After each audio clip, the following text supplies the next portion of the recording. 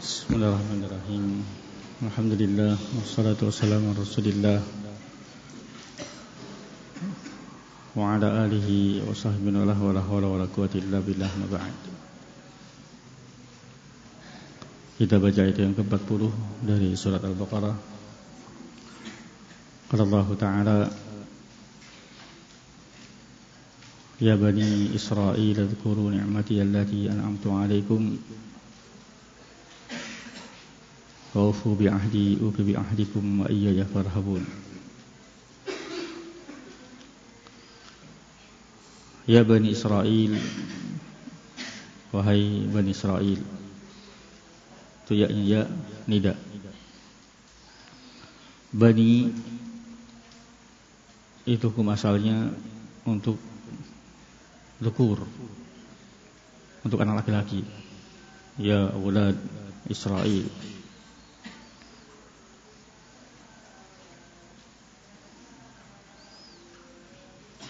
Namun kalau digunakan untuk kabilah atau umat, maka mencakup yang laki-lakinya, perempuannya. Ya Bani Israel berarti apakah anak turunan Israel yang laki-laki atau yang perempuan masuk. Israel itu laqab dari Nabi Yaqub bin Ishaq bin Ibrahim.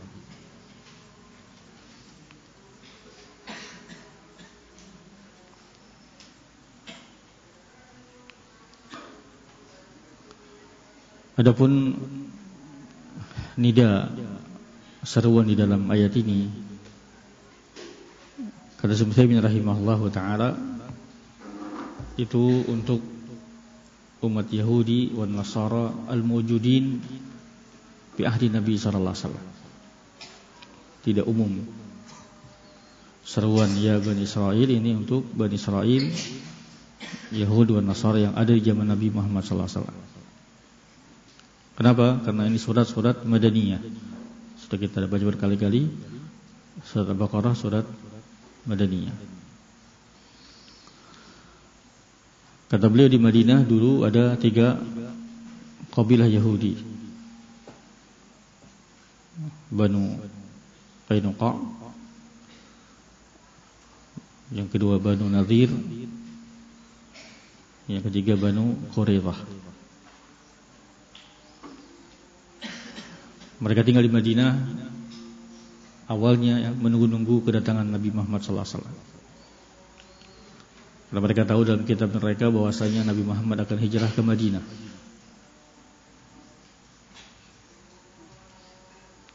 Namun ketika datang Nabi ternyata dari kalangan Arab, bukan dari kalangan mereka, mereka mengingkarinya. Itu yang disebutkan dalam surat Al-Baqarah, wa kanu yastaftihuna 'ala alladziina kafaru. Ya, dulu mereka mengancam orang-orang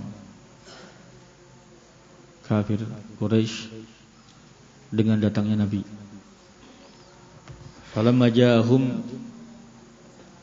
ma'arafu, tetapi ketika datang Nabi yang telah mereka tahu dalam kitab mereka, ternyata mereka kafaru bih, mereka mengingkarinya. Ini. Ya Bani Israel, wahai Bani Israel. Sekali lagi, Israel laqab dari Yaqub. Namun dalam ayat ini khusus untuk mereka yang masih ada di zaman Nabi Muhammad SAW. Ya Bani Israel, adhkuru ni'mati allati an'amtu 'alaikum. Adhkuru, ingatlah oleh kalian.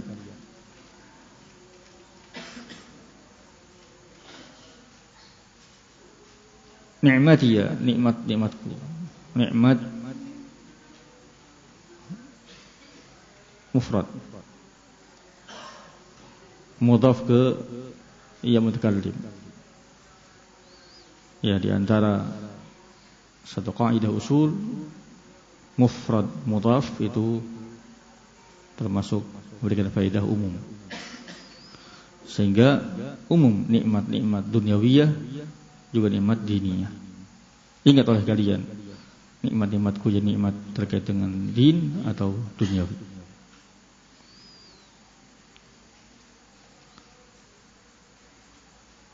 Ya bani Israil dzkuru ni'mati allati an'amtu 'alaikum wa aufu bi'ahdi, dan tunaikanlah oleh kalian perjanjian denganku. Yani itu bihi wafian, datangkan oleh kalian, tunaikan oleh kalian. Berkata Syekh Utsaimin rahimahullah, yang dimaksud dengan janji mereka dengan Allah itu adalah untuk menegakkan salat, mengeluarkan zakat, beriman kepada Rasul-Rasul Allah yang Allah sebutkan dalam surat Al-Maidah ayat ke-12. Walaqad akhadallahu mitsaqa bani Israil, Allah telah mengambil perjanjian dengan Bani Israil, telah mengambil perjanjian Bani Israil. Wa ba'atsna minhum, dan kami utus kepada mereka 12 naqiba. Wa qala Allahu inni ma'akum la in aqamtumus shalah wa atitumuz zakah wa antum birusuli, dan seterusnya. Tunaikanlah kalian perjanjian denganku, yakni beriman kepada para rasul, menegakkan salat, mengeluarkan zakat. Ufi bi ahdikum, maka aku akan tunaikan janji kepada kalian. Apa itu? Yaitu al-jaza al-amal, balasan atas amal-amal baik. Jika kalian menunaikan perjanjian, maka aku akan menunaikan perjanjian kepada kalian, itu membalas amal-amal mereka dengan pahala. Wa iyaya farhabun, dan hendaknya hanya kepadakulah kalian takut. Di sini takdim ma haqquhu ta'khir.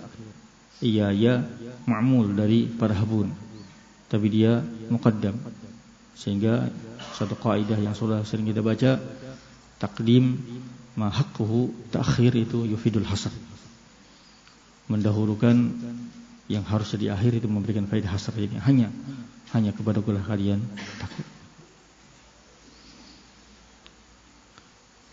Pada ayat ini beliau sebutkan banyak. Di antara kita baca adalah kata beliau rahimahullahu taala di poin kedua, ana tadhkiral abdi bi nikmatillahi, mengingatkan hamba akan nikmat Allah Subhanahu wa taala. Ad'a liqabul haq, itu lebih menyebabkan dia bisa menerima al-haq. Wa aqwam lil hujjah alaihi, dan lebih kuat di dalam menegakkan hujjah atas dia, agar dia mau menerima. Ingatkan nikmat Allah kepadanya. Kamu harus beribadah kepada Allah karena Allah memberikan nikmat kepadamu.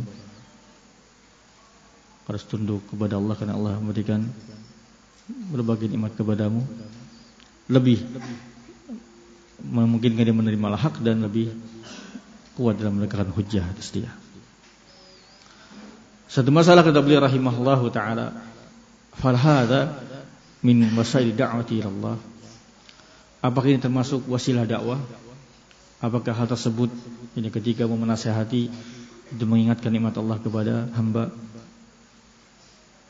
Apakah itu adalah termasuk wasilah dakwah? Kalau kita ingin mendakwahi orang, nasihati orang, mengingatkan dengan nikmat-nikmat Allah kepada dia, jawabannya atas Muhammad rahimahullah, na'am. Iya. Itu wasilah dakwah. Nudzakirhu bi ni'am.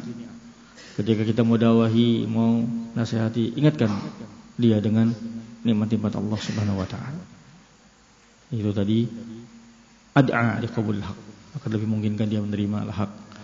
Iya.